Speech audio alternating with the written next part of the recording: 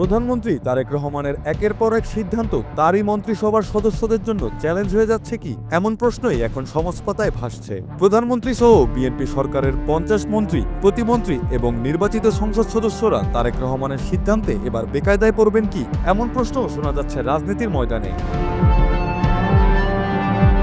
দেশে ফিরেই একের পর এক চমক দিয়ে সাধারণ মানুষের মন জয় করে নিচ্ছেন নতুন প্রধানমন্ত্রী।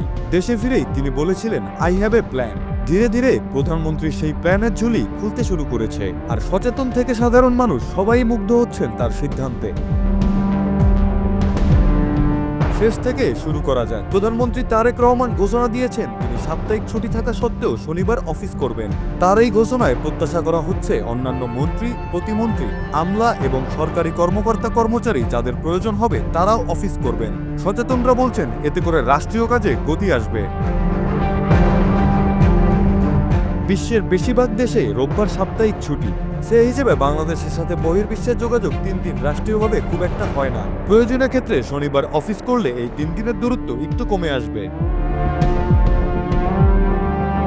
প্রধানমন্ত্রী সিদ্ধান্ত নিয়েছেন প্রয়োজন না হলে তিনি সরকারি গাড়ি এবং সরকারের নির্ধারিত গাড়ির জ্বালানি ব্যবহার করবেন না। প্রধানমন্ত্রীর নির্ধারিত গাড়ির বহরেও তিনি কাটছাট করছেন। সচেতনরা মনে করছেন যেহেতু প্রধানমন্ত্রী এমন সিদ্ধান্ত নিয়েছেন সেহেতু মন্ত্রিপরিষদের সদস্যরাও হয়তো সেটা অনুসরণ করবেন। সূত্র মতে মন্ত্রিপরিষদের সদস্যদের জন্য প্রতিদিন 18 লিটার গাড়ির জ্বালানি তেল বরাদ্দ থাকে। অকটেনের হিসেবে প্রতি লিটার 120 টাকা হলে দৈনিক 2160 টাকা সরকারের খরচ হয়।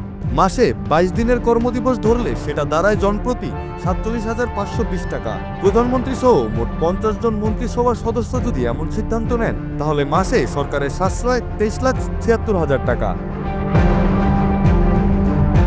এছাড়া মন্ত্রিপরিষদের সদস্যদের পরিবহন ভাতা হিসেবে জনপ্রতি 70,000 টাকা করে প্রদান করা হয় বলে জানা যায়। সেই হিসেবে এই অঙ্কটি দাঁড়ায় 35 লাখ টাকা। অর্থাৎ কেবল গাড়ি মেইনটেইন আর জ্বালানি বাবদ প্রতি মাসে সরকারের খরচ কমবে প্রায় 59 লাখ টাকা।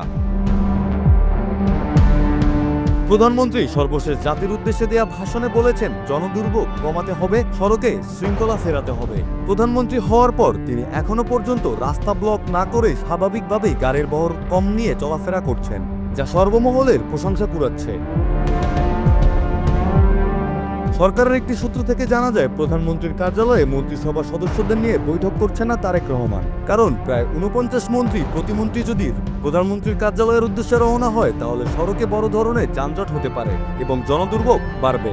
এর পরিবর্তে প্রধানমন্ত্রী একাই চলে যাচ্ছেন সচিবালয়ে এবং সেখানেই মন্ত্রিসভার বৈঠক করছেন। প্রধানমন্ত্রীর শপথ নেওয়ার আগেই তিনি ঘোষণা করেন বিএনপি থেকে নির্বাচিত কোনো সংসদ সদস্যরা শুল্কমুক্ত কোঠায় গাড়ি কিনবেন না, নেবেন না সরকারি প্লট। সুতরাং বলাই যায় ভিন্ন কিছুই করতে যাচ্ছেন তারেক রহমান। প্রয়োজন কেবল জনগণ আর রাজনীতিকদের সমর্থন।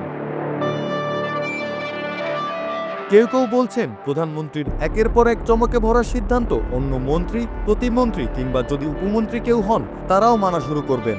এতে হয়তো মন্ত্রিসভার কোনো কোনো সদস্য বেকায়দায় পড়বেন। তবে বদলে যাওয়া বাংলাদেশের যে স্বপ্ন দেখতে শুরু করেছে জনগণ, সেটার বুনিয়াদ হয়তো ধীরে ধীরে স্পষ্ট হচ্ছে।